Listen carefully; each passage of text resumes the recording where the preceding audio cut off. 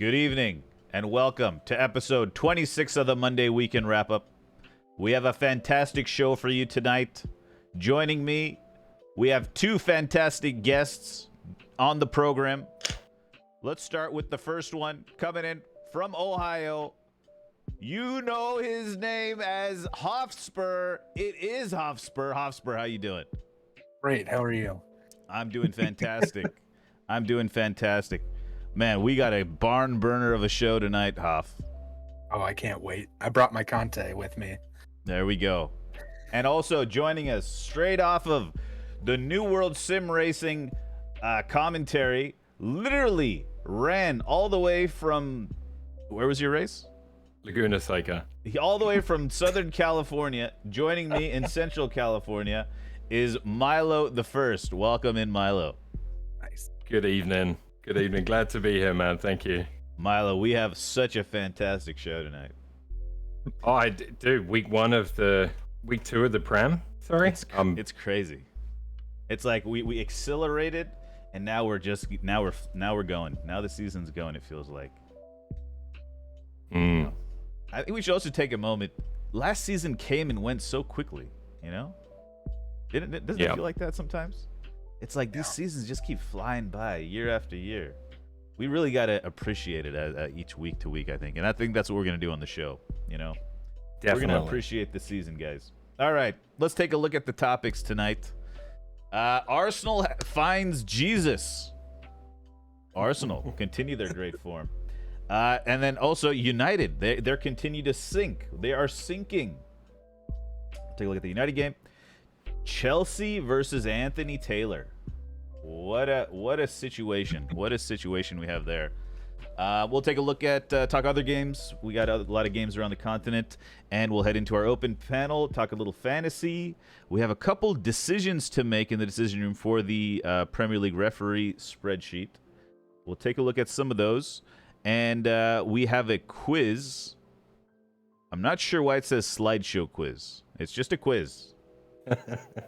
I don't know where. You're the slideshow? I have no idea where that came from. All right. I feel like, you know what it is? I thought I was supposed to write something else there, and I somehow wrote slideshow. I should take more notes, because I have no idea what that is. Because I must have had an idea to use a slideshow and do a quiz attached to it or something, and maybe it was a dream. I don't know. Okay. Anyways, then we'll do our weekly check-in as always, and a little extra time. We have our predictions this week. Predictions are the big match, Manchester United versus Liverpool next Monday night. Without further ado, let's move right into our first topic. We have Arsenal with another fantastic performance, defeating Leicester City 4-2 at the Emirates. Home debut for in the Premier League for Gabriel Jesus. Scored a brace. Could have been a couple more. Arsenal just flying early on in the season. Really nice to see. For some, Milo, let's give us your thoughts on the game. For sure, and let me know if my mic level's okay, because on my end, I will adjust, but you're good. You're good. Okay, sounds good. Yeah. Obviously, very very happy to win the second game. You know, and I want to really open by saying it is only 2 games. There's a lot of excitement being thrown around about certain teams and a lot of disaster being thrown around. Now, I was on the receiving end of the disaster last year after losing the first 3 games. So without getting too carried away, the biggest positives for me, aside from Jesus getting goals, which is fantastic, is just starting the season in this way is so much more refreshing from an Arsenal perspective. And what I really liked about this game is whenever Leicester did ask a question, we had another gear. And I can't remember the last time I saw an Arsenal team with that extra gear available. So just whenever Leicester, and you know, they had 2 shots on target, they both went in, right?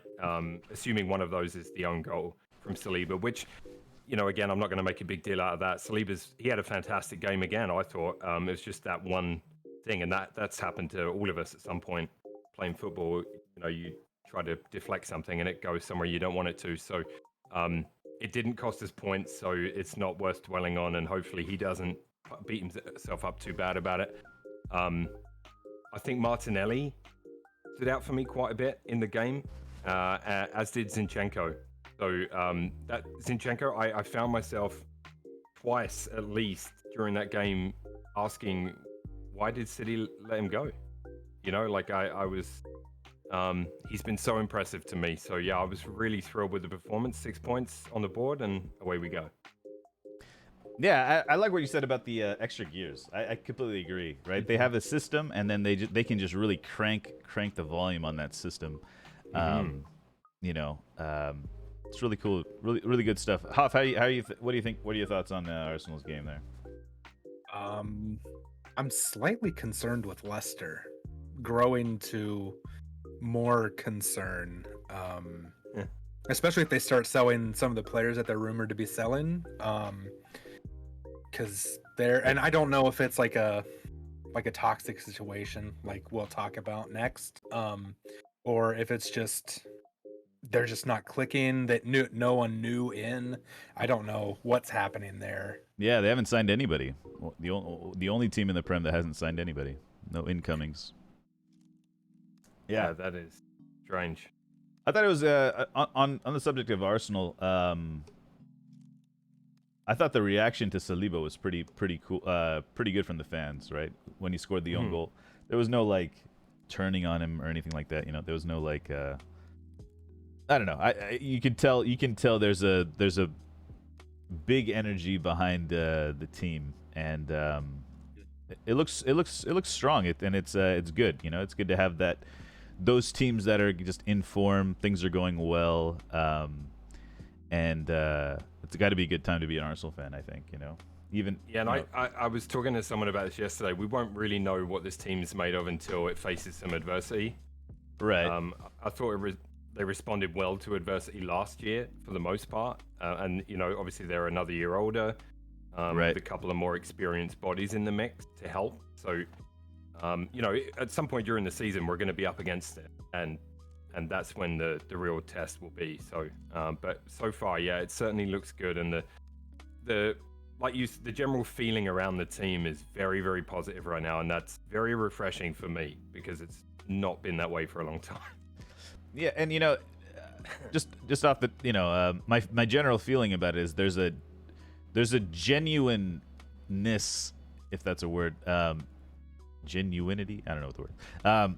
There's something genuine about the Arsenal thing, right? It has shades of kind of how Liverpool is, right? I don't mean to you know, sound like a City hater or Chelsea hater, but like there's like real history at Arsenal and real history at Liverpool, and you get the sense that they're very in tune with everything, you know, with top to bottom, owner to, you know, kit manager, whatever. You get a sense that it's all very consistent type of thing, consistent, you know, levels. Obviously, it is a young team. You know, stuff like that will always be questions, but yeah, you're definitely positive. You're moving in a positive direction. Yeah. Young team, young manager. It's exciting. You know, you guys just signed that drink deal with KSI, right? The biggest social media influencer in all of England. Pretty neat stuff. Yeah, Hoff, I'm glad you touched upon Leicester because I just glossed straight over them as if they weren't even there. I mean, that's what happened, so yeah, that makes sense. But I thought it was interesting that Tielemans had a really quiet game, you know, like almost non-existent. I don't even know how many touches he had, but I was thinking to myself, like, is he checked out mentally? You know what I mean? Like, are we still in for him? Are United in for him? Like, what is happening with Tielemans? Yeah. That's going to be an interesting one with Tielemans. I heard some rumors that he wants to go, or Arsenal want him, but I don't know if Leicester are ready to let him go. The stumbling block is the money, from what I've read. So, okay. Because he's got 1 year left on his deal, and Leicester are asking for more than what Arsenal feel it's worth. Okay. Yeah. Yeah, he'd be a great addition to your squad, I think. Well, my biggest fear is the board Arsenal board of 3 years ago and the decade before that would go, okay, these results have been great. We don't need to do anything else. Right. Right. And that my fear is that, whereas I think one or two more pieces, this team could really do some damage.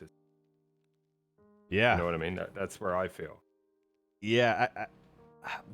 I feel like it's to keep the trust of the youth and these young, Martinelli, Smith Rowe, Saka, Jesus. You can't really, at least on the front line, you can't really shake the boat too much, or rock the boat, whatever it's called. Rock the boat is a sexual term, right? Or no? I'm sure it can be. Aaliyah, remember that Aaliyah song? Okay, never mind.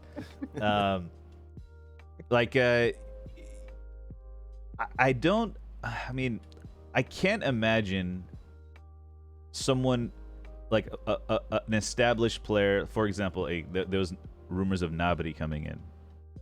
Someone coming in like him and moving one of those players out. So I feel like all of the signings that could bolster the attack would have to be backups, like a Marquinhos, like a, there was talk of, I know there was talk, it didn't happen, but Willian returning, he would be a clear backup. It seems like you've gone sort of all in on these front four attackers, Nketiah type of thing. I'm curious to see how the board navigates that situation in the case where you do, obviously there's potential to realize in the entire team, but if there's any sense that you need to just kind of drop a little spice in there, like a, just like kind of, I don't know. I wonder if the philosophy of trusting the youth could turn out to bite you at some point. Mm-hmm. I don't know. I'm not saying it will. I wonder if it might. We have more depth than we've had for a long time. Right. And I think that's great, but there is definitely a lack of a spark on the bench. Even looking at the bench against Leicester, and I think Smith Rowe can provide it a little bit. Yeah. Depending on where he comes in. And I mean, Jesus has been speaking really highly of Eddie, and I don't know if that's just, him doing his job as an older brother.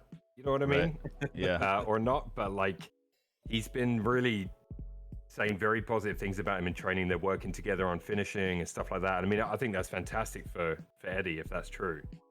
Can only make him better. Yeah. Yeah, you feel like... it's like you feel like you got to keep. Yeah, I feel like you can't. Hopefully, Eddie is okay being on the bench because he's gonna be. That's his role, I think. Yeah. If they get someone better than Eddie, you might have some problems. That with the hierarchy. So true. Hopefully things are good there. He will start. I've no doubt he will start cup games and probably many of the Europa League games. Right. But I think Jesus will be on the bench for the Europa League games. Right. So we'll see. But I think another, we've talked about it for a few weeks. One more winger / forward and a centre mid. And I think we're looking pretty good. But yeah, it'd be nice to have that young, super exciting, really fast, yeah, player you could bring on. Yeah, it'd be, like they were looking at Rafinha, right? So yeah, like that lightning in a bottle you're talking about, aren't you? Yeah, it's something to. I feel like there's so much potential, even probably from a director of football perspective. There's so much potential to just add the right bit of spice in the right spot or whatever. Like that lightning. Look, our defensive mid, center mid position is a little weak. We can get a specific player to solve its needs very easily, and I bet from Edu's perspective, he's things are looking pretty good from his perspective, I think, which is pretty neat. Yeah. Anything else to add there, guys? I'll take a look at chat here. Sorry for the City Chelsea. I was just comparing, Waleed. I was just saying compared deep dive today. Compared to them. United's boat is being rocked. Yeah. That's next. Yeah, we're going to let's just get there. Let's get there. All right, here we go. Next game we're taking a look at is the United Brentford game on Saturday. United, 2 early goals, 2 early errors from De Gea in build-up caused United to concede some early goals, and it was 4-0 by the 35th minute, maybe 30th minute. United slumped to their second loss, sitting on the bottom of the Premier League. Things are not looking good for United at the moment. But Hoff, before I get into it, any thoughts on the game and United's situation? I think I mentioned it in the Discord during the game. Might have been after the game. De Gea's decline has been sharp. Like I think I threw a hypothetical out there. If his deadline day transfer went through to Real Madrid, do they still win those 3 Champions Leagues in a row? Like, I don't know. Especially the way that he's just been. It seems like that was the catalyst too for his decline, because it was kind of gradual, and then last year into this year, it's just been off a cliff. And he doesn't. I mean, shot stopping is his thing, and that's not looking good. You need guys, and especially just the way teams play now, you need guys that can distribute, and that's just not him. And then you foil that against how Henderson played this weekend. That kind of makes it look even worse. So yeah, I'm just gonna focus on him. Right. Milo, did you catch any of the game? I did. I watched the whole game, and you know, as is at the time, you know, it's all very funny, but like looking at it from a football perspective and taking all the jokes out of it, like obviously Ten Hag is going to do his best to stamp his authority on the team, and we'll see how that unfolds. But I do wonder if, like, even he's like, man, you know, like I wonder what I can't wait to hear your thoughts on it, to be honest. But like, I just thought, yeah, I mean, De Gea kind of owned up for the 2 mistakes, and he blamed the whole thing on him. I was reading, there was rumors of a big bust up on the training ground on Thursday or Friday. Yeah. In the run up to that game, and then supposedly they did a training session on Sunday after that game in 35-degree heat, and he killed them. So Yeah. it's all happening, but yeah, I mean, a devastating result, that one. That first half hour. Absolutely. Real quick, I'm just going to address Waleed. Waleed, I was comparing the energy behind Arsenal's season and Liverpool. You get it. There's a different feeling. There's in the atmosphere. There's a different feeling from my perspective than there is at Chelsea and Man City. Could that be because of the history that those clubs have? Maybe, maybe not. I don't know. That's all I'm saying.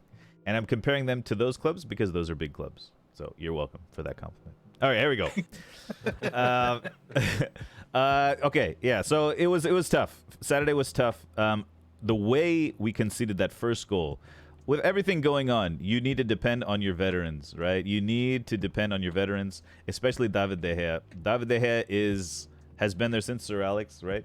And funny enough, he was signed because of his footwork, right? He was signed because of his ball playing ability, but because of the Premier League, he had to toughen up, fix, you know, he was missing all kinds of high balls, stuff like that. He adjusted, got that taken care of, and it's funny that towards the end of his career, he's struggling with that part of his game now. You can see Ten Hag is trying to fit. He is quite literally. I don't know how much he will adjust, which is what we'll find out in the next couple of minutes, or over the next couple of months. That he is trying to put square pegs in round holes. Right, he is trying to play his build-up possession.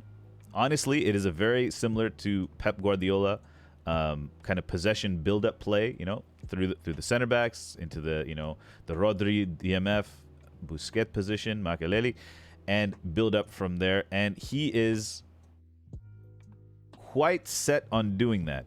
Now, it's been known since he came in that he wants signings, and those signings have not happened, right? Obviously, we've heard about Frankie de Jong. He talking to Frankie de Jong on a personal level. Apparently, there's some talks going on there. Then all this Barcelona stuff comes out that is pretty unpredictable. It's a tough situation, but these next 2 weeks could be will be very telling for how this season's going to go. Right, the first one, easy save. That, you know, he could have saved that. Obviously, big mistake. Next one, in the build-up, we have Eriksen playing at the 6. I've talked about it a bit on stream, but that's the situation Ten Hag finds himself in. He thinks that Eriksen is the only one that can play that 6 role when he comes onto the ball, picks it up, turns, and finds a pass. He doesn't trust McTominay. He doesn't trust Fred. We've lost Matic. We've lost Pogba. You know, those two guys have not been replaced. And then there's rumors today of Garner being sold for cash. That's a brand new one. I haven't really read too much about that, but it's interesting. I don't know if we would risk putting a young kid like that into this situation. But the rest of the game, honestly, even without the mistakes, Brentford just had such an energy about them, right? It's very similar to Brighton in that way that everyone's on the same page. They're kind of a low-budget team. No one's going to, you know, you get a sense that there aren't any big, overly massive, inflated egos in that club. It's you got that kind of hometown feel, you know, working hard, high pressing. They just completely wanted it more. And I totally understand why Ten Hag canceled his team's day off, right? He had the team run 13.4 kilometers because that's how much Brentford ran. And I was reading all these sports physiotherapists and whatever, sports scientists talking about how this is like suicide, blah, blah, blah. And, you know, to some extent, I kind of like it.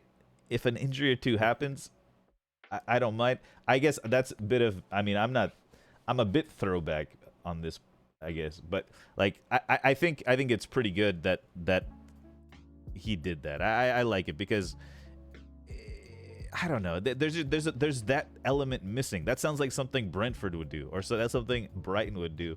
Like just pull out the whip on their players, you know, because they're not working hard enough. And I think that's what it is. We have Ronaldo, Rashford, Bruno, Sancho. These guys' defensive work rate is not high.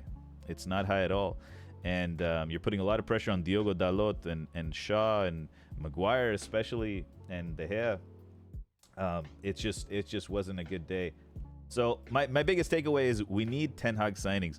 When Malacia came on, and even Lisandro Martinez, sure, everyone's gonna target him. We'll talk about Liverpool in the couple sections, but fortunately no Darwin Núñez. But still, you can still target the guy. He's short. We all know it. But these guys are ball players. They're on the ball playing. They can receive the ball, take care of the ball, and move the ball away. And Malacia, Martinez, and Eriksen are all these styles of players, right? They're all this profile. And if we can sign more players like this, I think Ten Hag will be happy. If we do not sign players like this, if we don't sign some good players, I would love it if after the end of the transfer window, Ten Hag was like, deuces, I'm out of here. You know, I'm done. You got this first transfer window, you guys completely failed. And because that midfield position is just horrible. It's just absolutely horrible. We have no one who can get the ball, turn. We have no physicality in there, which Ranik pointed out way back in December. It's just real bad. Yeah, that's my spiel on it. Anyways, that's the most tough. I felt like you really needed to score first goal in that game because I've seen my team be in that exact mental state on more than one occasion, and you're at that point where you need just one thing good to happen to maybe start things. Absolutely, but we're just so soft in the middle, and our build-up is just so sketchy. Fred did it in week 1, or was trying to play the 6 in week 1. He couldn't do it, and now Eriksen does it. He tries to do it in week 1, and it just didn't click. Maybe it was the hair, maybe it was the sun directly in his eyes. I don't know. Get a hat. And then how Hoff mentioned with Dean Henderson playing well yesterday, it's just not looking great. Looking great. Yeah, he played really well. I wished I'd started him in my fantasy. Someone told me he was on my bench. I gotta check that. That's kind of a bummer if he was. Yeah. But yeah. I mean, yeah. Like, but I mean, it's nice knowing that he's an option for you guys, you know, moving forward. True. Absolutely. And that's kind of what we did with Saliba this year. You know, there were times last season where we were like, man, it'd be kind of nice to bring Saliba in right now. Right. You know, but we just hang on till next year. Maybe next year is the year you move on from De Gea. And well, yeah, I just think that the signings need to happen. And you know, it's a tough one because I think at the beginning of this transfer window, when there was 3 months or 2 months left or whatever, and you asked me the question, or if I don't know, or if you asked the question, would you prefer to get Ten Hag signings, or would you prefer to get signings? Right? Would you prefer to get Ten Hag signings or nothing, or would you prefer to get Ten Hag signings, or what? You know what I mean? Like if we cannot get the specific player for Ten Hag's philosophy, should we not sign anybody? And I would have said yeah at the time, but now, unfortunately, our back's up against the wall, and we can't say that. We have to sign somebody to at least give depth to the midfield. Right? We lost 8, signed 3. Even before that, Ranik was saying we need. Previous managers said we need maybe 10 new players in the squad, and then it'll take a couple transfer windows. But we'll see. Yeah, it's just a bummer, man. The thing is we have a good coach. I believe we do, right? But he hasn't been given the players to do it, and just these results just kind of you kind of like start, your mind wanders like, oh man, this guy's gonna get sacked in a year and a half, you know, like that type of thought, or like this guy's gonna get sacked next summer, or you know, blah blah blah. But I think I hope he sticks around. I don't know if he will. I think there's something to be said, and I don't know. I can only compare it to Conte.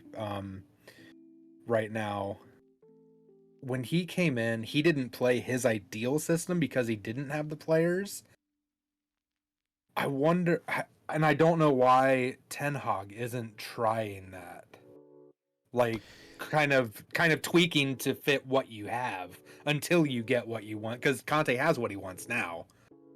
I don't understand why he's not trying that. Yeah. No, that I guess that that's another thing I spoke about is I think on Saturday, is how much is he gonna adjust? We'll see. How stubborn is he? How like does he just want the players to get into this mindset of, you know, we're gonna build up from the 6, the goalkeeper's gonna play it out, no matter who the goalkeeper is, no matter who the 6 is, that's what we're doing. You're gonna get used to it. You're gonna put it to memory. You know, the fullback's gonna move to this false fullback position, and it's just, there's a lot of things that are just kind of weird in build up right now, and it's almost like a, you know, like a baby giraffe trying to walk or something. You know, it's just very, very clumsy right now looking. But yeah, we should move on though. We got a slightly shorter show, so my timing's a little off. You know, usually we can go a little longer, but we'll get it. All right, okay, let's get to the big match of the weekend. Chelsea Tottenham. Anthony Taylor. 2-2 draw at Stamford Bridge. Fantastic atmosphere. Todd Bowley's first home game. He was in the crowd. Tifos all over the Chelsea ground as well. You know, Dodger blue, Chelsea blue. You know, it's all making sense.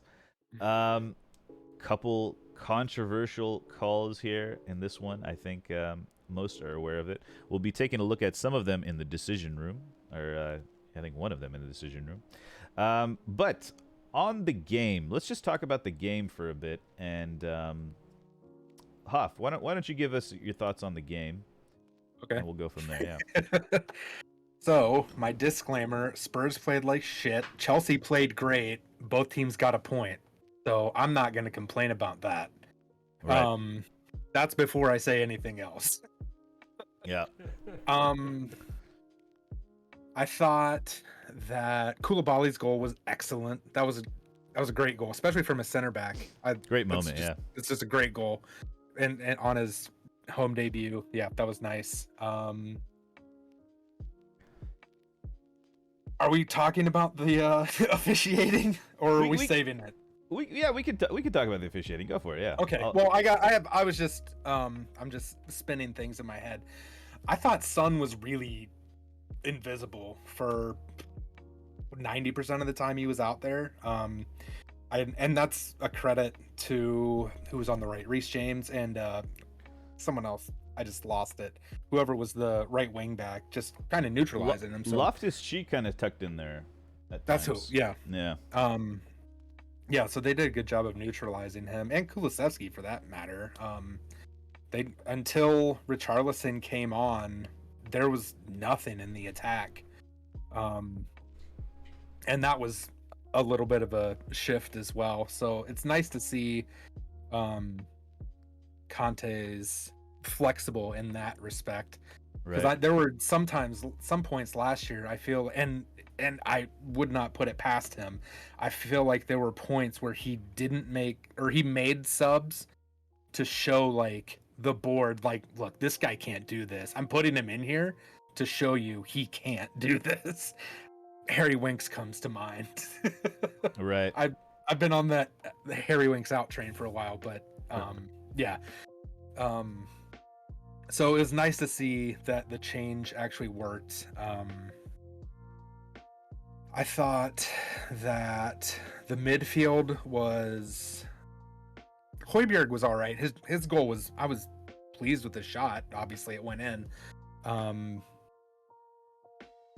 Okay, since we're going to talk about his goal. Yes, Richarlison was offside. No, he wasn't blocking the goalkeeper's view. That's all VAR cares about. After that, so what? Right. And something that happened 44 seconds before that shot, no, get out of here. I don't want to hear it. He missed a call. Okay. Okay. Milo, your thoughts on the game and decisions. We'll talk more. We'll talk more about the decisions, but your thoughts about the game in general and stuff.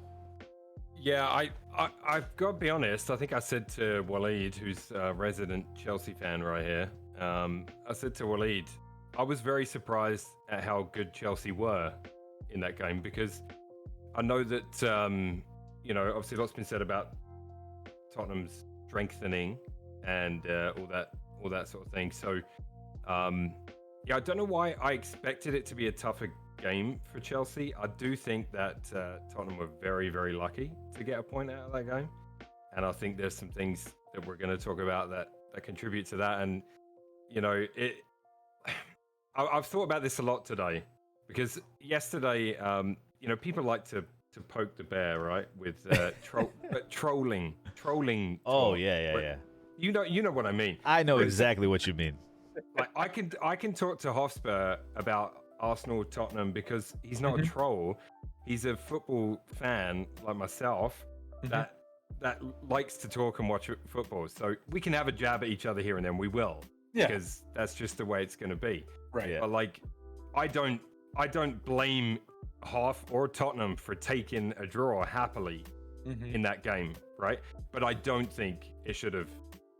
I definitely don't think the second goal should have been able to have happened. Or maybe it still would have. Who knows? If a free kick was given instead of a corner, it could easily have come back down the other end and been another goal. I don't know. Yeah. But it's, the talking point obviously coming out of that game is fucking VAR again. Yeah. Do you know what I mean? Like, I was thinking about it all at work today, and I'm like, I'm not mad at Tottenham. I'm, not any more than I usually am. I'm not mad at anyone in particular. I'm just the thing that's come out of that game for me again is VAR. But and I'm sure we'll get into it. You've been looking at the rules, and a lot of it is, and you put it really well yesterday in your stream. You were saying what people think it should be and the rules should be, but what are the rules actually? Yeah. And that is a problem. That's not something we can fix on the show. That's not something that will get fixed overnight. But how long do we give we know VAR isn't perfect, it's a work in progress. How long do we give that before we say enough's enough? Because my conclusion, and I'll leave it to you guys after this, is my conclusion was, and I said this to you, Hoff, for me, we need to be all in on VAR or not at all. Because I'm just as frustrated as I used to be without it. Yeah. When something gets missed, you know? So anyway, that's right. Yeah, before we talk, we'll talk about the decisions a little bit. I just want to some notes I made, or mental notes I made on the game is Chelsea played this game at intense tempo. Their tempo they played with, I don't really see that from too many teams. You know, they were playing like extremely high tempo. I was not expecting that at all. I was expecting Conte's 5-4-1 formation, which they did play, right? I also really enjoyed the way Chelsea played defense in their back four. Whenever Kane or Son, whenever they dropped deep, Reece James would follow him from the back line. Koulibaly would follow him from the back line. Right when he got a touch on the ball, bang, right into the back of him, trying to get the ball off him. The intensity Chelsea played was insane. I thought they just caught Spurs way out, and Spurs were pretty lucky to hang on to this game. And like you said, Spurs played bad, Chelsea played good. They got the great point out of it. I thought Bentancur he's a bit of an enigma. Like I don't understand how he's in the team, and sometimes, right? Is it because he's just kind of has this gamesmanship, this dog in him? I don't know. And that Romero-esque type of he's South American, Bentancur, right? South American? He's Uruguayan. Yeah. He's got that, that kind of nippy mentality. But I thought Chelsea played really well. Sterling played really well from the front. Havertz had a couple good chances that he put a volley just wide from Reece James. Nice cross. Cucurella was getting involved. I don't know. I thought it was a pretty good game from Chelsea overall. I think it should amazing be the blueprint for how to play Spurs, to be honest. Yeah. Just following Kane, because Kane likes to drop deep and cause problems, right? The Højbjerg ball, Kane's playing a long ball from kind of a left mid position, right? That's how it begins. I felt when Chelsea scored that first goal, they kind of took their foot off the gas pedal. Probably smart to do that, because the pace they were playing at was crazy. They were high pressing everything. They were forcing long balls. It was a great display of how to play against that real defensive kind of setup that Conte has, that 5-4-1. And then I think once Conte switched, we brought Richarlison on, took one of the center backs off, or something. They changed to a back four at a certain point. I think maybe at 1-0 down, and at that point Spurs got a little bit more on the front foot. You could see they were causing more problems to Chelsea's back line. It was kind of a 4-2-4 from Spurs, and you could see there was a lot of gaps opening up between Chelsea's back line. But I thought. I was not expecting Spurs to come out so slow, and I think I could tell you guys would be pretty happy with a point. But on to the big points we were talking about. So I marked down a couple incidents. We'll take a look at one of them a little later in the decision room segment of the show. That's the offside, right? Yeah, the offside. Yeah. We could talk about the build-up and a little bit to that. We'll probably talk a bit about that then too. But Anthony Taylor had an interesting game. I don't know how much you can put on his shoulders. I think it is the fact that we have VAR. You have to, and I mentioned it I think a couple weeks ago before the season started. It's going to affect the level of the on-field referee. It's going to change the way he refs the game. It's going to change. It has a trickle-down effect to the lower leagues, right? The refereeing on-field ref will become. It'll change him. I'm not going to say it's going to become worse, because, people evolve and we learn more through practice, but I feel like it's going to affect the top level refereeing, and it's going to have a trickle down effect. I wonder if Taylor is depending on the VAR too much, maybe, or if he, for example, we're not going to talk about the Cucurella hair pull later, but the Cucurella hair pull, VAR reviewed it. VAR reviewed that incident, and I cannot understand how that did not get called. I just can't understand it. And there was no further punishment today either. No further punishment. I don't. I mean, to me, that's a disgrace. Yeah. Because and theoretically it should be open season on anyone with long hair for the rest of the season, with no repercussions. Yeah, I mean, I remember a couple times Fellaini's hair got pulled, and then Fellaini retaliated, and then he got sent off. And then it happened to Guendouzi as well. Guendouzi as well, yeah. It did, yeah. And I just think that is a big problem. That's just a big problem, and they need to figure that out. I'm pretty sure that should have been a red. I saw some people say it should just be a yellow, like maybe a hair pull would be a yellow, but yanking somebody to the ground from behind, like I mean, to me it's a red all day long. Yeah, but some people were pointing to the fact that who was the VAR ref? Do we know that? Mike Dean. Yeah. He loves a red card. That's the crazy part. I didn't want to bring that up. You know why? I will say this because that's one of the quiz questions. Damn it, I was like, that was a bad quiz question because I so badly wanted to say that. I'm sorry I ruined that for you, dude. No, you're good. Yeah, Mike Dean was the fourth referee with VAR, so yeah. Like during the 90 minutes, whether it's Arsenal playing or whether it's Tottenham Chelsea, I will be hooting and hollering on my Discord or on my stream or wherever I am, because that's me when I'm at football. Like when I had season tickets, I was a fucking nightmare to be sat around. I was. Like you should have heard the grief I gave Eddie Bayor one game, and he scored a hat-trick against Tottenham. And I was all over him that game, and then he ended up getting a hat-trick. It was a crazy game. But anyway, yeah, like I'm vocal, I'm shouting, and I'm upset, and all that. But then when you turn around afterwards, but I think I said I just am in disbelief that doesn't get called, and I don't. And I whether it's coincidence or not, I think Tottenham have escaped a few times. I think Kane's escaped retroactive punishment before for that Liverpool incident. Son last year for striking Holding in the face on the floor, and I know there was some stuff that led up to it, but there's a line that you can't cross, and I just think again, if that had been Granit Xhaka yanking Cucurella to the ground, I think he'd have been off, man. I really do.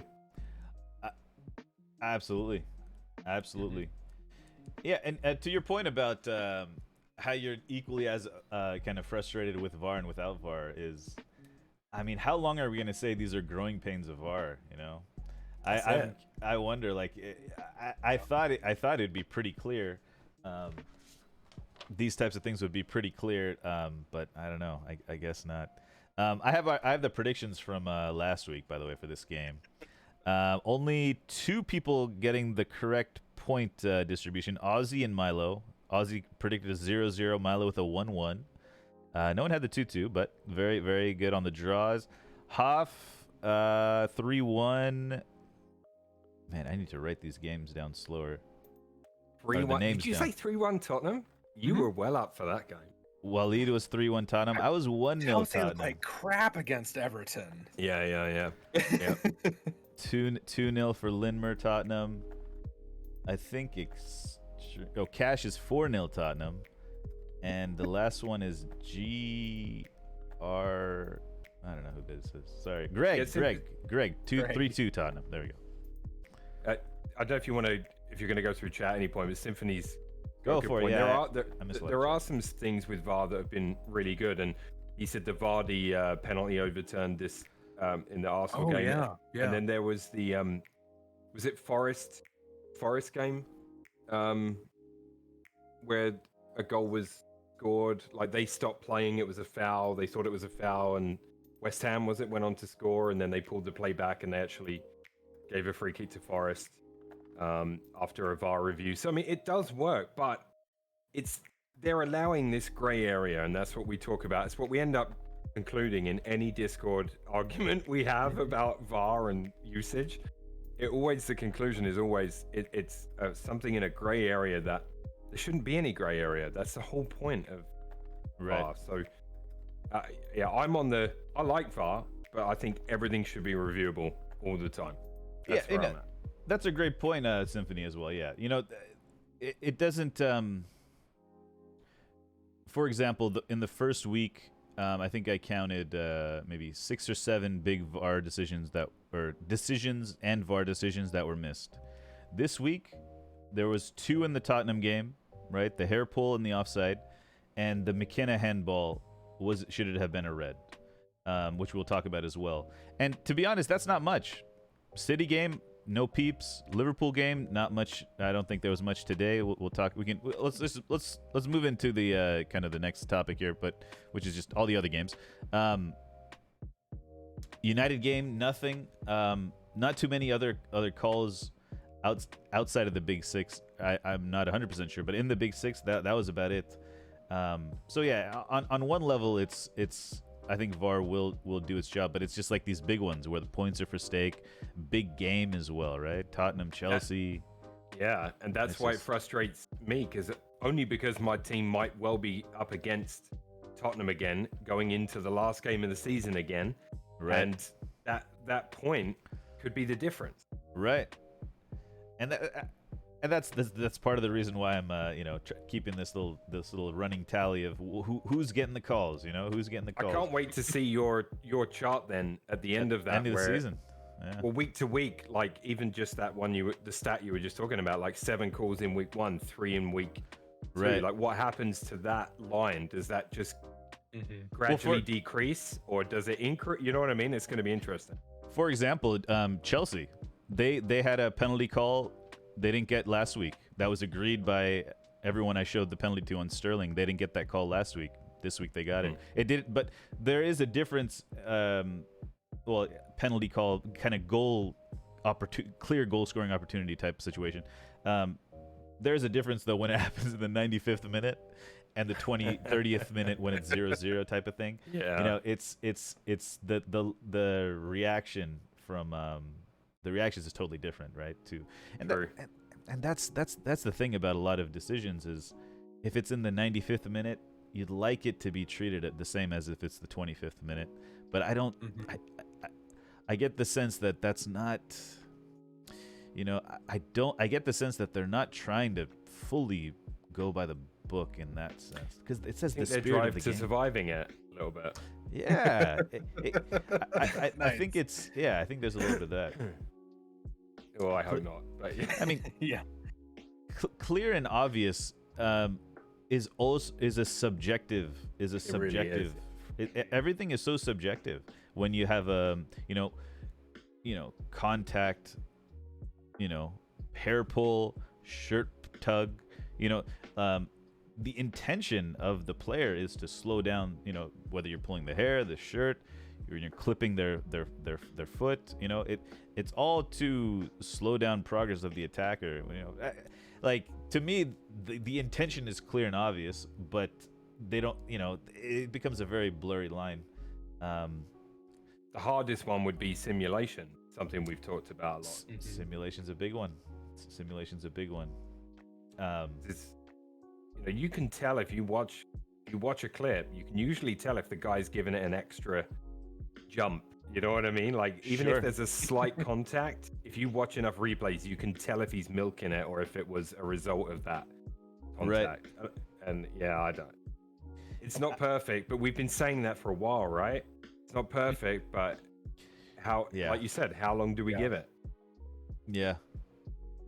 We just quickly touch about some other games around Europe. Honestly, other Big Six and Madrid, Barca, guys, for the viewers, anybody watching, those are the kind of the teams we're going to be following, just because of the time and our expertise and where we put our attention most of the time is in these areas.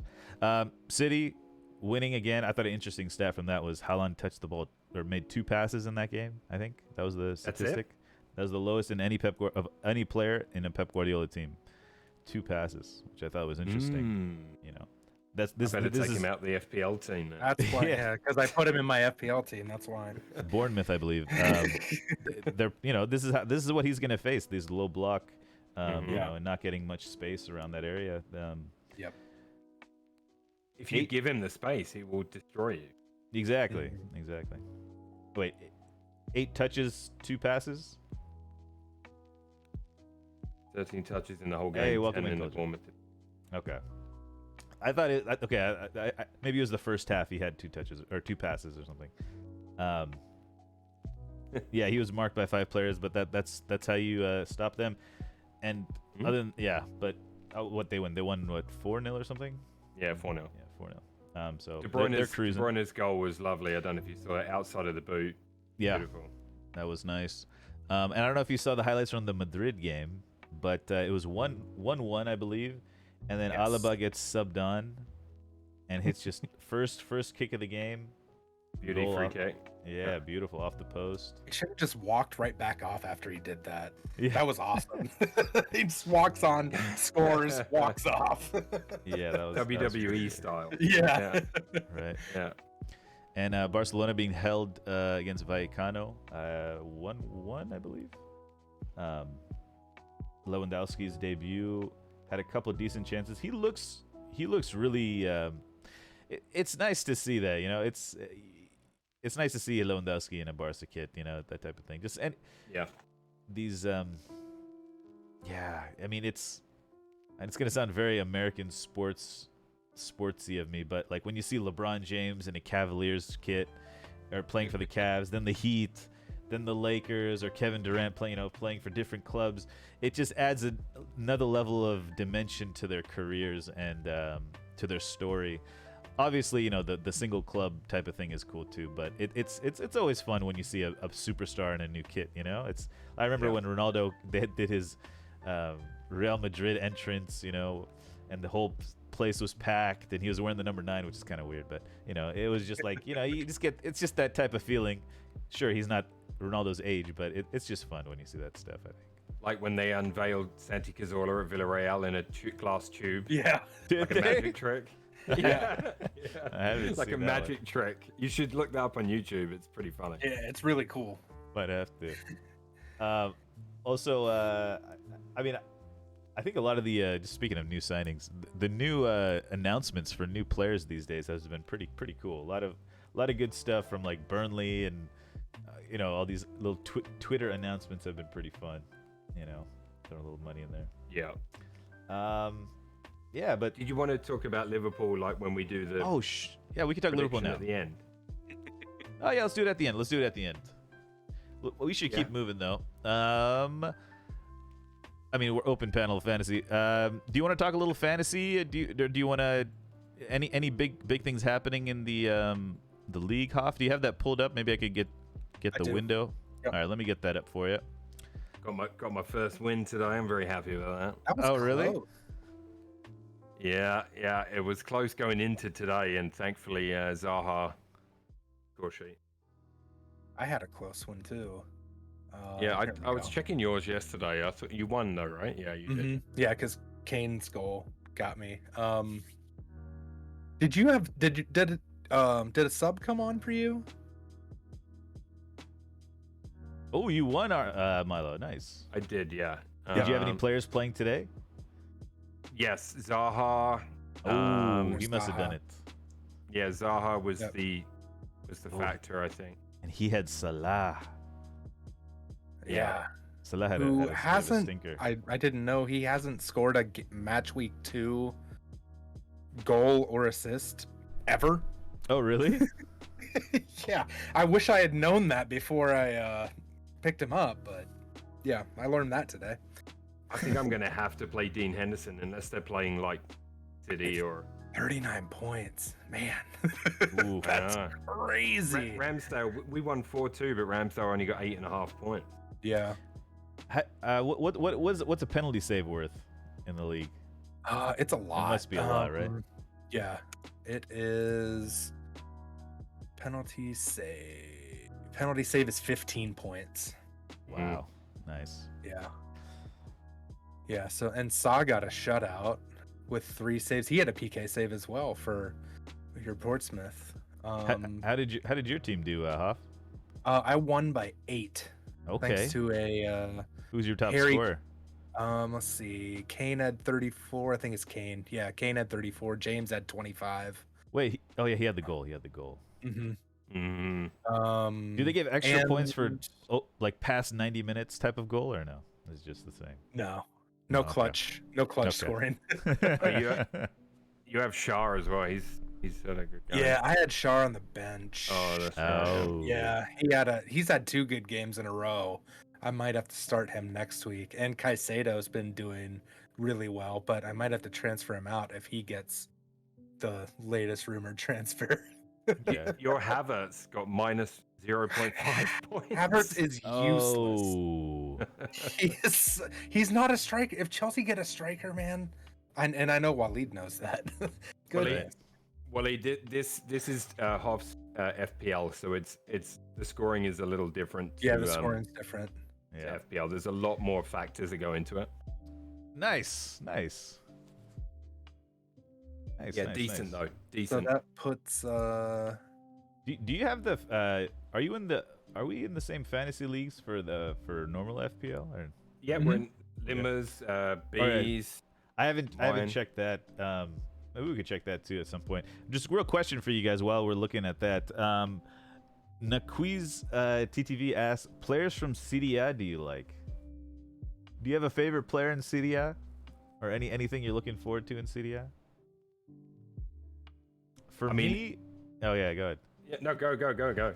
Please. I'm curious to see. I like Milan. I'm a big Milan fan. I've become a Milan fan. Also Napoli. Napoli's. I was enjoying Napoli as well. But I'm curious to see how the I don't know how to say his last name.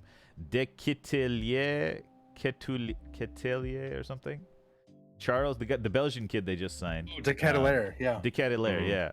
I'm curious to see how he's doing, and I really like Rafael Leao. Rafael Leao is one of my favorite players in Serie A. Very exciting.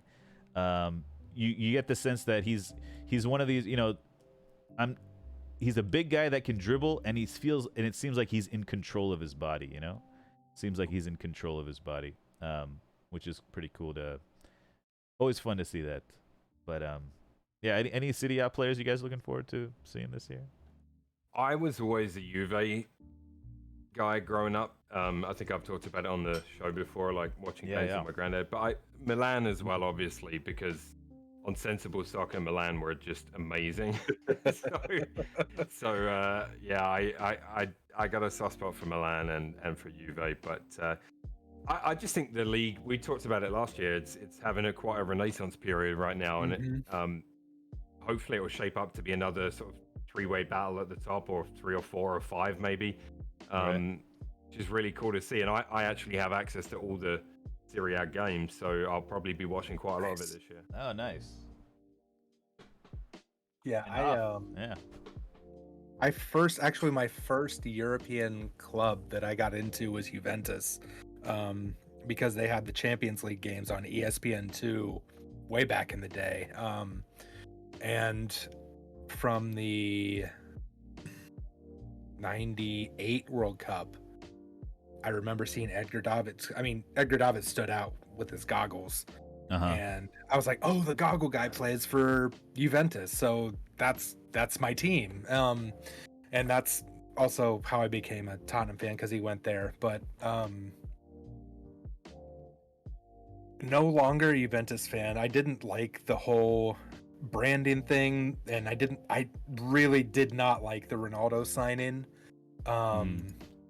I had some issues with that, and so I became a Roma fan, and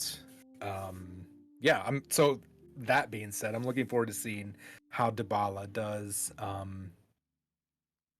outside of Juventus now. I feel like he's been on a little bit of a decline just the past couple of seasons anyway, so I would like to see what Mourinho can do with him.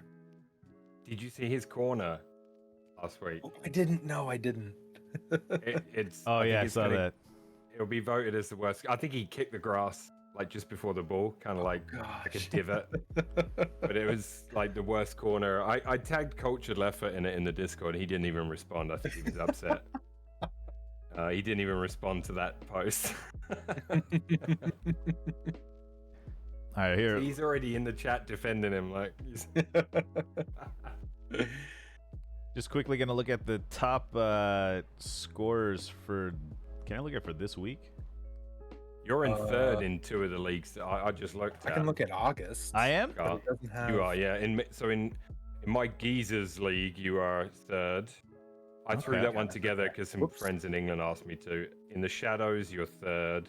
Welcome to Gaming's league, you're 14th.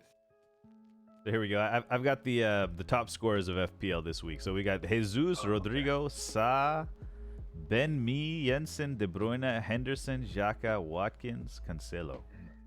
Oh, those some decent points there. My mate captained De Bruyne and got 42 points. God damn it, just from him. I think I captained Jesus. Yeah, I captained Haaland. I'm not I going to captained Haaland. Yeah. Yeah. Not going to do that now. But hey, let's move into the decision room. Okay, let's keep it moving. I'm not. We can talk more at the end there. You know, we got some extra time. Let's talk some decisions, boys. Okay, we got some decisions to talk about. 3 decisions I want to take a look at tonight. I'm gonna have to do this a little like little funny. I'm gonna flip the screen so you know, because last week we looked at the McTominay situation and it was blocked on YouTube, so I had to download the video, re-upload, blah blah blah. But here we go. Let's look at the first one here. I have the Osasuna Sevilla. It says unbelievable. All right, here we go. It's up in Discord. So this was a penalty call. I'd like to know you guys' opinion on this.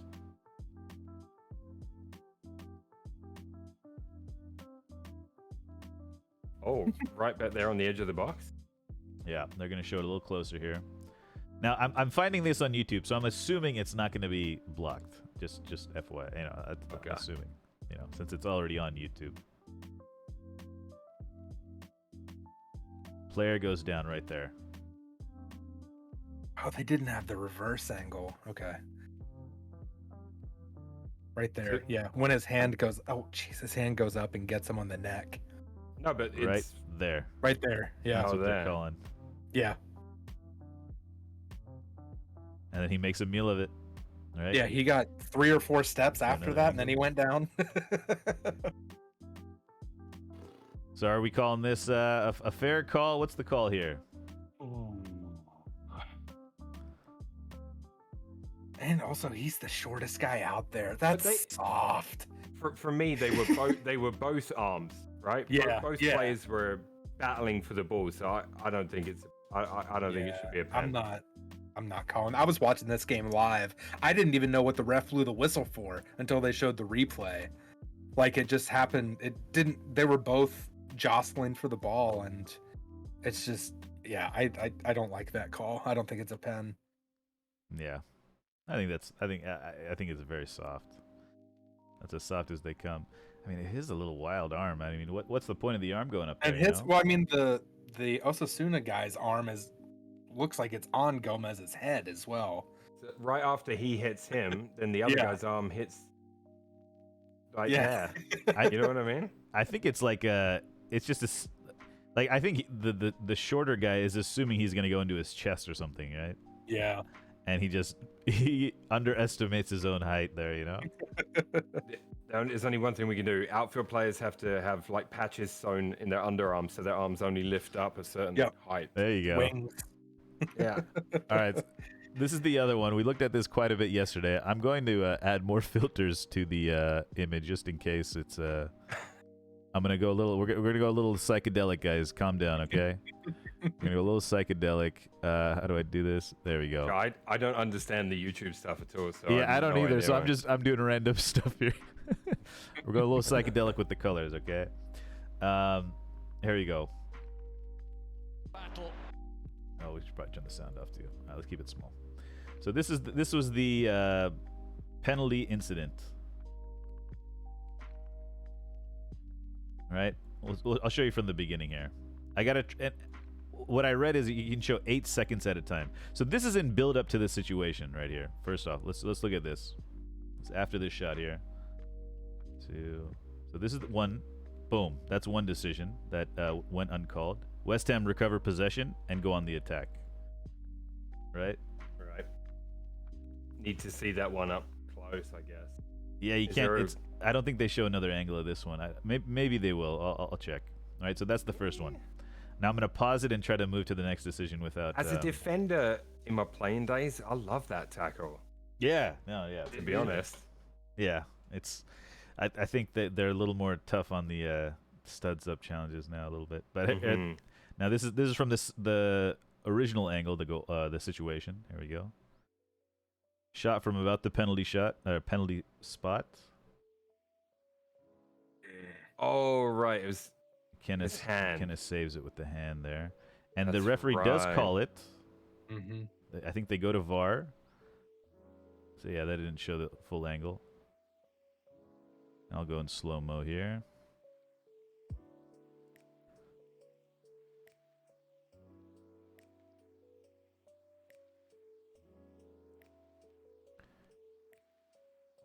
Yeah.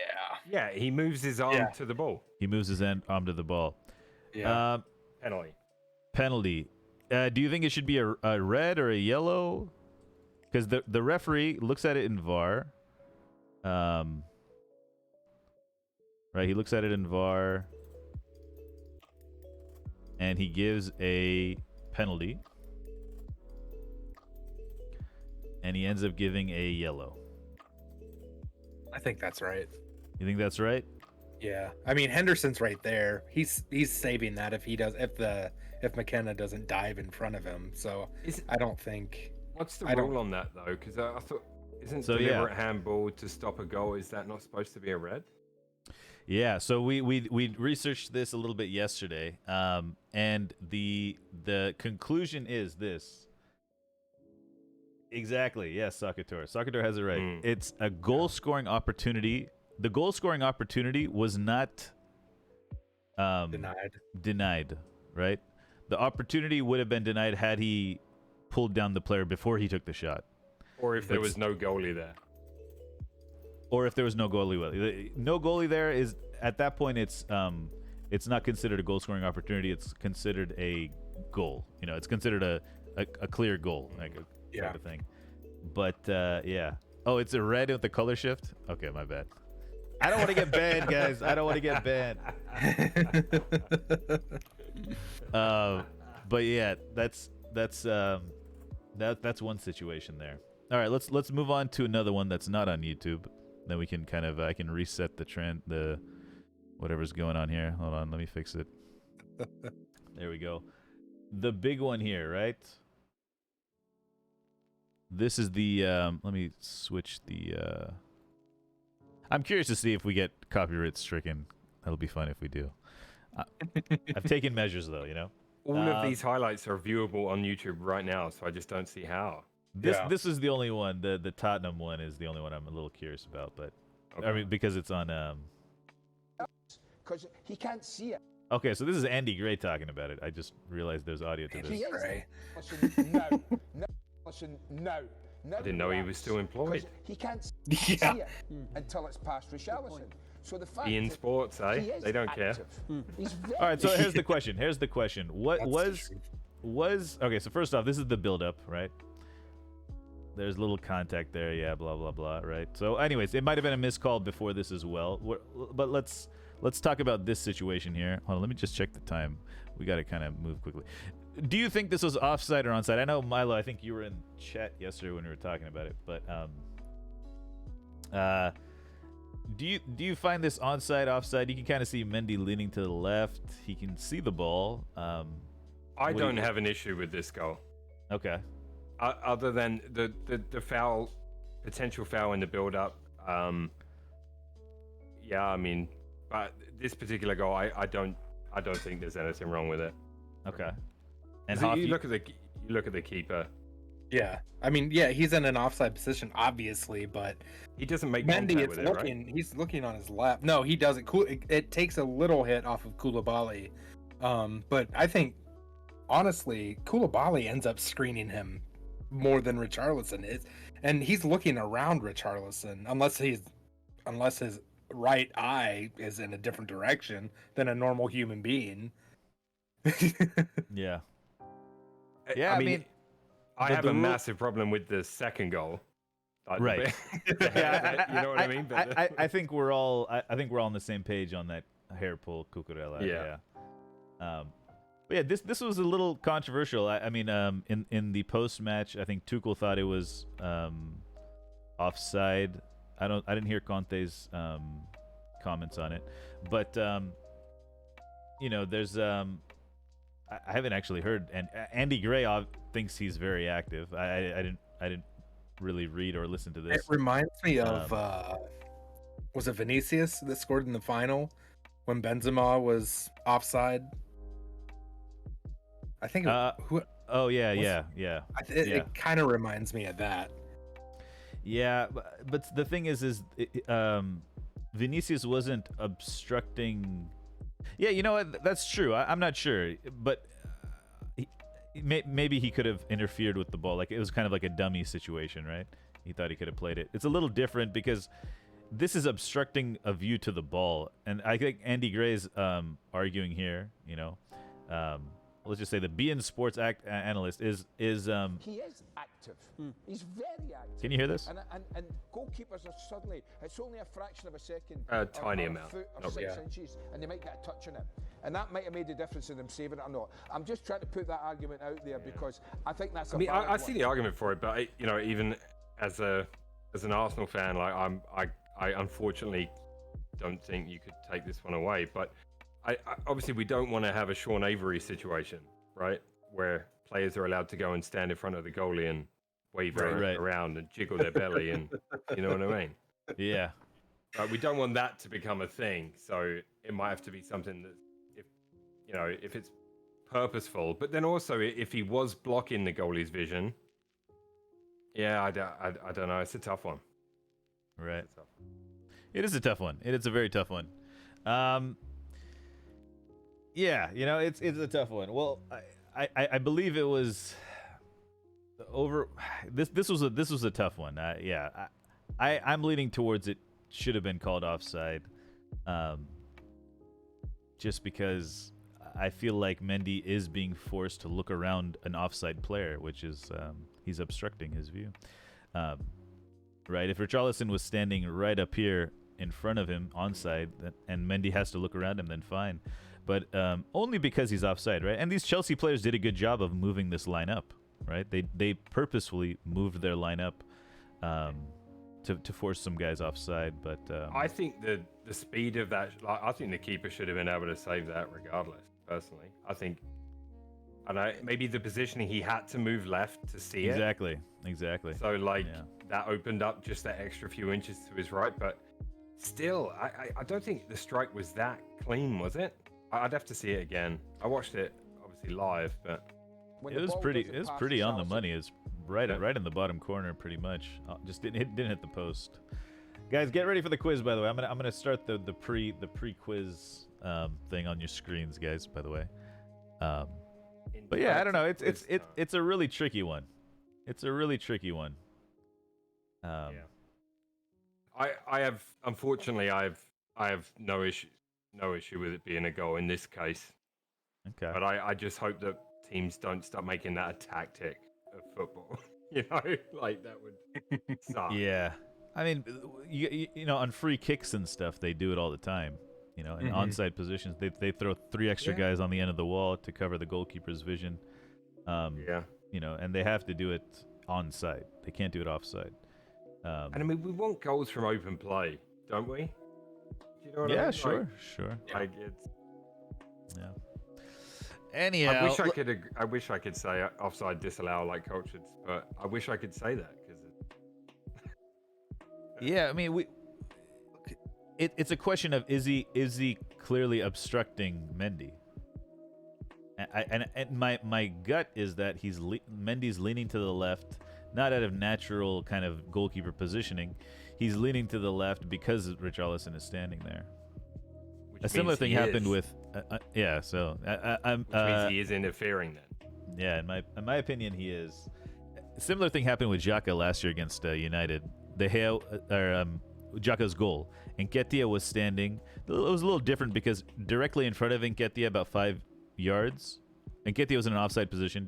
Directly in front of him was Victor Lindelof. And, let me close this. Victor Lindelof was directly in front of him, and his vision was, oh shit, wrong thing. There we go. Sorry. I hate it when those blue things cover our faces. I hate it. Anyways, yeah, but basically Lindelof was also in the same line, but De Gea was literally standing straight up without his knees bent, looking around in Nketiah, trying to see what was happening with the ball. And by the time Xhaka's shot came, he reacted. You know, he had to bend his knees again and then move to the left. So when you put it like that, it obviously makes me think, okay, maybe it could, because now I'm like, so what if the keeper had not moved and just stood there and stared at the back of Richarlison? Would they have then not given the goal because he didn't move and he couldn't see? I think so. You know what I mean? think so. Like, I just think the Mendy leaning to the left is like a physical indication that he was obstructed by Richarlison. And funny enough, the replay that I showed with Andy Gray, he's speaking about when Mendy sees the ball, which is after it's past Richarlison and Koulibaly. Right, he's speaking. This is when Mendy sees the ball and reacts to where the ball is going. I think it's a little different. It's interesting. It's interesting calls. We'll have to maybe it'll require more discussion throughout the week before we put it in the spreadsheet and whatnot. But guys, yeah, we have a slightly shortened show tonight, so let's get right into the quiz. Let's get to the quiz. I enjoyed having my slideshow on the screen. Oh yeah, it was I'm gonna say, like, the intention of you I think have taken full advantage of the slideshow. You've taken advantage the best of anyone so far. So guys, just get ready on screen. You know, there's a quiz app on your mobile. If you're on mobile device, look above chat. There's a little quiz kit thing, or Quizlet. I forgot what it's called. Quiz kit. And then on the screen on PC, if you hover kind of on the bottom right of my Hoff's camera on the bottom right, you'll see a little thing that pops up that you can click and enable the on-screen app. It's gonna.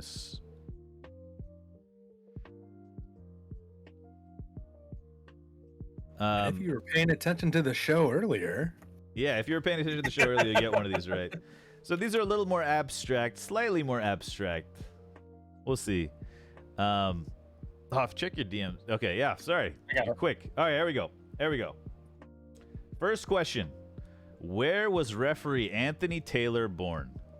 Where was he born? You know? Where North in London. the world? I just put general areas because, you know, it's too specific would just be too specific, I think. Where was he born? Referee Anthony Taylor. By the way, Anthony Taylor was the referee for Chelsea Tottenham, for anyone watching. So he's a bit of a he takes the headlines, interestingly enough. The third team on the field, the referees. I did want to say the best thing that he's done in recent memory was his role in getting Eriksen help in the Denmark game. Okay. Oh yeah, that was him, wasn't it? Yeah. Oh, that was him. Yep. The correct answer, Manchester. All right, half of the quiz participants getting it right. Unbelievable. Unbelievable. All right, here we go. Next question. I don't remember exactly what it is. Let's see what it is. For Chelsea versus Tottenham, who was the VAR referee? Who was in charge of VAR, guys?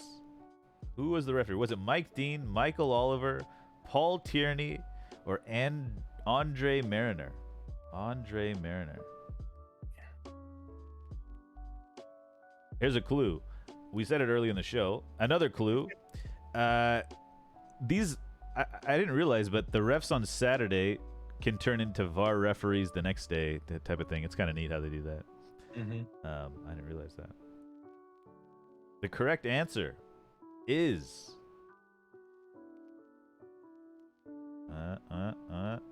waiting for players. Michael Oliver. We mentioned it early on the show. It is Mike Dean. We have 2 late arrivals to the stream. That means, we have 2 late arrivals to the stream today. He's only doing VAR now because he retired from on-field stuff. Oh, okay. Yeah, that makes sense. I was thinking, that is actually what I was thinking, is how these guys are gonna end up going into VAR referee is much more physical, less physical, right? All right, here we go. Next question. Since Conte at Spurs, which team is the only team to pick up more points from losing positions? Is it Manchester United, Chelsea, Liverpool, or Manchester City? Which team has picked up the most points from losing positions? From a losing position. You're losing on purpose, Greg? It's rigged? Hey, what's up, Nakiaru? Half of my guys. Oh. Liverpool going? I don't know, man. I think they might find themselves in a top 4 battle now. Who knows? Season's almost over. 2 games in. They could be relegated. The correct answer is... We are going to talk about the Liverpool game in the prediction section. Yes, during... yeah, I think... Liverpool is the correct answer. Only Liverpool has picked up more points. I think 19 points, I think. Liverpool has free... Yeah, we'll talk about next week in a sec. All right, next question is... How many hair transplant procedures has Antonio Conte been rumored to have had? Is it 1, 2, 3, or 4? You know the answer to this, Toff? I don't. This is for all the people that did, Antonio Conte was at the center of a lot of controversy this week. I mean, he's definitely had at least one. So, I mean, that's the minimum. But yeah, he's definitely had some work done. Answer is 40. This is what it's rumored to be. More than 2 for sure. I'm betting a small amount of points. Next batch from Kuka. Via Romero, right? Via Romero. Okay. Correct answer is 3. Oh, wow. Well done, guys. Damn it. I should have bet more. 3 hair transplants. It's pretty remarkable. Honestly, it looks very natural to me. Butt hair. Wait, did there I say you go. that There's the picture.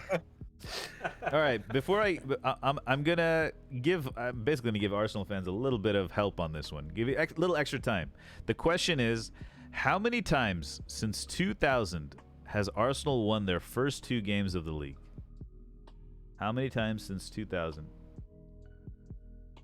All right, it's going to pop up on the screen now. Since 2000, how many times has Arsenal won their first 2 matches of the league? I thought it required a little more thinking time, so I gave it a little... Had to Google after I answered those pictures. Yeah.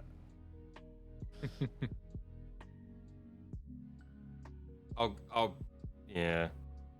We'll see. Since 2000. What do you guys think? Well, my first guess would have been 9, but I just feel like that would be... I don't know, for some reason I would never pick the most, so I went with 6. Okay. There we go. Correct answer is 6 times. Yes. You got it right, Milo. Well, You know how many I did I did in my head the early 2000s, and I got to 7 pretty quick. So I thought maybe it would be 8, and then when I saw 9, I was like, that seems like too many, and I went back to 7. Okay, yeah. They've won their first 5 matches, I think, once. I think in the last 20 years or 23 years, whatever. All right, final question. Let's look at the scores. Let's see what the score's looking like. Milo got that last one right. Waleed. Oh, it's Waleed, Milo, and contestant 11. It's all coming down to the wire here. Waleed, you need to throw it away. We need another Arsenal week. Greg's target is minus 100,000 points. What is the last question? Can't remember. Here we go. Next question. How tall? I don't know. How many England matches did Steven Gerrard and Frank Lampard start together? They faced each other this weekend. Everton Villa, the early match on Saturday. Was it 39, 49, 59, or 69? Man. You're contestant 11, Stefan? Okay. I believe you. You got to enable your name to be shown at the top. Another guess in the gara. Too many is the correct answer, right? Too many, yeah. Too many. Too many is right, yeah. Too many had bad game for Madrid, by the way. He wasn't playing too well. Nice. Okay. You know, just too many. Not enough with Scholes should be an option. Exactly. The correct answer is 59. Only one person got it right. Who was that person? Was it Waleed? Oh, Cultured got it. That means Waleed did not get it. And I only bet 800 points. That means, Waleed is the winner this week. Ooh. Waleed is the winner this week. He didn't bet in that last question. I think Iran just took a podium, by the way. He just took a podium spot with one question, I think. Oh, well, you he didn't answer the last question. You see, that's tactical. Smart. Very tactical. Time Well wasted. done, Waleed. You get the slideshow and Milo, you can add a sound effect if you'd like. I've got to do. I've been very busy. We'll get to that when we get to the weekly. You could throw in anything even from your stream or whatever if you got. Yeah, for sure. Yeah, I'll do that. All right, we're gonna go till about 10 minutes over our normal time, so we have a little leeway. Let's get into the weekly check-in. We can do predictions as well. Did I say we're doing it here? Yeah, I think so, right? Yeah. Let's do predictions first. Liverpool and Manchester United next Monday. Liverpool on a draw streak, United on a win or loss streak, excuse me. Milo, do you have a prediction for that match? Write these down. I tell you, man, I was thinking about this today. That game used to have a lot of spice, that fixture, and it hasn't had as much lately, but it's going to have some this time because Liverpool can't be happy with their start, and obviously you're not happy with your start. No. So it should be a real barn burner, but I'm going to say Liverpool, although they're without Nunez, which is pretty good for you. I'm going to say Liverpool 2-0. 2-0. That's kind. I like that. Without Nunez. Castle. Which we got to talk about that. I'm assuming these are all in favor of Liverpool, guys. If anybody has not. Greg's where is this? Where's this the match at? Oh, 2-2, Greg. Oh my God. Never mind. Hoff. 2-1 United. Is it at Old Let's go, Trafford or Culture. Anfield? It's at Cultured. Old Trafford.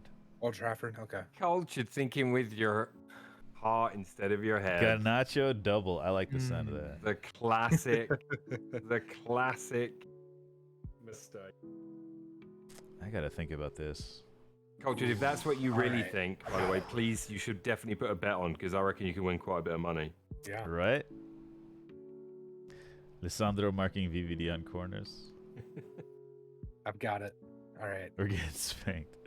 Yeah, I know. I don't think know. I don't think you'll get spanked because I think this week will have taken a lot out of them, and you need a result. They need a result. They'll get the win, but I think it will be tighter than we. I'm going. IK, what's up, man? 1-1 with a late Ronaldo equalizer, and that's his last minutes as a Manchester United player. Oh boy, drama. Yeah. So added 0-3 United, IK? Oh, Liverpool. Okay. I was like, okay, I'm fine. Game postponed. Okay. Oh, Due to bomb what? threats and Glazers out stuff maybe. Yellow Someone and better monitor coaches' phone calls and emails the next few days. I think we will somehow score. So I'm giving us 1 goal. How many is Liverpool going to score? I'll say 3-1 is open, 4-1's open. I'll take 4-1 Liverpool. So there's no repeats so far on our list here, guys. Well done. 2 draws. We have Hoff and Greg with the draws. Cultured with the sole United 3 points for the prediction. And everyone else has Liverpool winning. Yeah. United, Liverpool. 1-1. Okay. I'll put 1-1 as your 1 for your heart, 1 for the mind, 1 for the head. Why do you think the game might not go ahead? Cultured. Just out of curiosity, is it because of those reasons, or like, is there another possibility? Fan trouble. Yeah, they were planning protests. I think. Okay. Yeah. Green and yellow scarf time. Yeah. Okay. Yeah. I gotcha. You know, it's yeah. You know, the more I think about it, a change of ownership might help. They, you know, the directors and whatnot. It's just the directors haven't been doing their job, and ultimately that comes down to the owners. So, you know, Cunha signing to United possibly. Yeah. I don't know about that. We'll see. I mean, what happened this week, guys? Best moment, worst moment, quote, joke. What do we got? What was the best? Let's start with the best moment of the week. I'm trying to think of mine. Mine will be just the twins, and then my eldest 12th birthday tomorrow. Oh, nice. And my mum flew into town last weekend. She's here for a couple of weeks for it as well. So it's Very been nice. been a busy couple of weeks. What is my highlight of the week? I've been on a pretty strict diet and exercise thing, and I haven't gotten off of it yet. So I'm pretty happy about that. You know, I think I've hit the plateau of of the initial weight loss. So now it's like, now we're just kind of now I think it's just like how well can I stick on the diet, and we'll see. I'm feeling pretty good about it. So hopefully that I can continue that. But it's been a good. I think I began about a month ago, and I'm down about 14 pounds. So It's discipline, man. Like, it's discipline. Yeah, it's a lot of discipline and moving every day, getting some exercise. Yep. That's probably the highlight, I guess. Nice. Hoff, you got something? I was probably happiest with what I led the Spurs review with, was getting a point, not playing well. Right. I mean, we've got 4 points out of 2 matches that we got 0 points out of last year. So Pulling some hair. Fair enough. Yeah, Yeah. I mean, sometimes you gotta. There's no kink shaming here. Sex masochism, as Louis van Gaal says. Yeah. Amazing interview. Do we have any quotes of the week? Any got a joke for us, Milo? I got a little one, yeah. It's just a short one. Okay, let's hear the joke. Okay. The past, the present, and the future walked into a bar. It was tense. Didn't you? Wait, hold on. Wait, did I say that one recently? I think you saw that one like last week. No. Sorry to call you out. Did I? It wasn't No, I last week. Oh, it wasn't? Okay, sorry. Maybe No. I heard someone else say that. Maybe. Oh. Maybe I heard my dad say that. I don't know. Oh, he didn't. Sorry. No, maybe I heard it. Maybe in your stream. I don't know. I don't know. Oh, someone else said that. Okay, sorry. Oh, Yeah, okay. past the I don't present, know. and the future. Walk into a bar. It was 10. I will be completely honest. It could have easily been a repeat because I rushed into it this week a little bit. I know you could. I shouldn't have called you out, honestly. No, it's fine. It's fine. Next week I will have an absolute banger. I'm gonna start researching tomorrow. Gonna hire a Seinfeld writer or something. Yeah. Yeah. I've got a quote. Quote of the week. Let's do quote of the week. Oh yeah, for sure. I am not passive. If I see aggressivity, then my answer is with aggressivity. That's Antonio Conte when asked about what was going on with him and Thomas Tuchel. That's your second Conte quote in 2 weeks. Yep. Right. That's it. Sounds We're all like Conte'd Trump. out. I'll get a new one. Let's just other things, guys. Check out Milo's stream. Milo, anything coming up on the stream you want to talk about? I'm taking a summer break from F1 this week because of family in town and stuff. So Okay. no F1 tomorrow. There'll be some eFootball. I'm enjoying a new formation. There'll be some more Red Dead at the weekend and some more ACC. Nice. Is there yeah, F1 this coming weekend? Spa, Proper? I think. Spa, I think it's okay. Is it this weekend? No, it's the weekend after. I think. It's coming next, up. Okay. 20 next Sunday, 28th. Yeah. 28. Gotcha. Yeah. It's Spa next. Which they keep talking about. Well, somebody mentioned to me in the Discord today that they're talking about getting rid of Spa and adding another American or Middle Eastern track, and I was like, why are you trying to make me throw up before breakfast? Can't get rid of Spa. No. Hoff, is any events coming up? Anything you want to talk about coming up? Maybe. Anything we missed? I don't think so. Oh, I did. I wanted to talk about the Hoffenheim match real quick. Sure. Hoffenheim went down. They were playing Bochum. They went down to 2 goals in the 10th minute and 12th minute. They were down 2-0, and they fought back, and Munas de Boer got the winner in the 88th minute. They won 3-2. It was I love the Bundesliga, man. It's so much fun. And like watching like Bundesliga. Bochum and Hertha Berlin, just watching like the mid to lower table clubs, and there's some really good games. Not necessarily super high quality, but the level of the game itself are really entertaining. What do you guys think? Maybe like once a month we talk Bundesliga. Maybe like a little segment on it. Or I have something like another. that. I have another idea on that, which I'll Sure. reach out to you about in the Discord, since as we've been talking about throwing some ideas around. Yeah, absolutely. Anyways, I've got an idea to run past you. So sounds good. All right. Guys, thanks for joining me. I think that does it for our time. About 10 seconds left. Nice. Let's see. Yeah, guys, check out Hoff, Milo, Twitter, everything. We'll be talking football next week. I think Sunday nights I'm gonna do like a referee thing. It's pretty fun for me. I enjoy looking at him, and it ended up happening last night, and it just kind of went on for hours. I was gonna say it did. Yeah, I went to bed right when you switched to eFootball, I think. Yeah, and so I don't know. Maybe that could be something. Make it a little more community driven, open.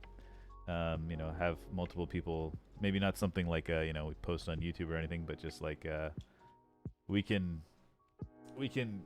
kind of, I don't know, if in the future, if other people want to join, Cultured or anybody wants to hop in a call, we can talk referee decisions or something. Might be kind of fun. We'll see. Yeah, with that, let's wrap it up. It's late on the East Coast. I will see you guys later. I don't have the music queued up. I am failing right now. But thank you guys for joining us. Where is it? There we go. All right. We should do a live harmony version. No, we should do a live one. That'd be No, kind of fun, actually. We want That'd be more kinda viewers, fun. not less viewers. There we go. Alrighty, guys. I will see you guys later. As No, always, thanks thank for you. having me, man. See ya. Good night, chat. See ya. ya. See ya. Chat. Ciao. See you.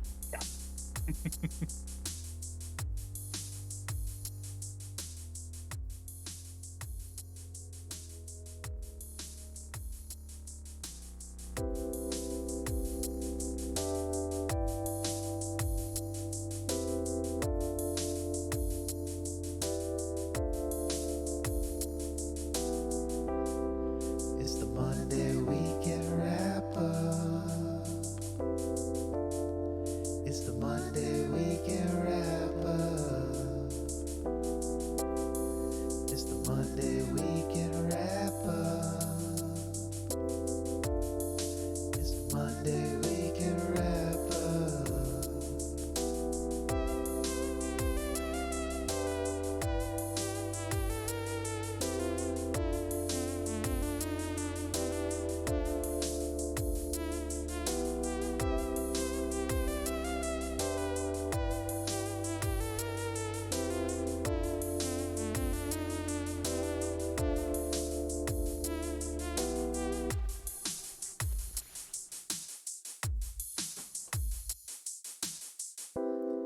It's the Monday weekend wrap up.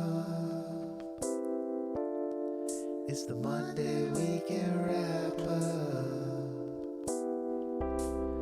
It's the Monday weekend wrap up. It's the Monday weekend wrap up.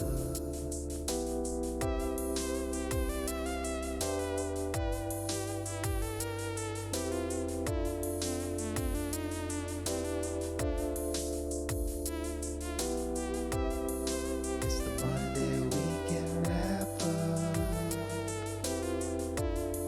It's the Monday weekend wrap up.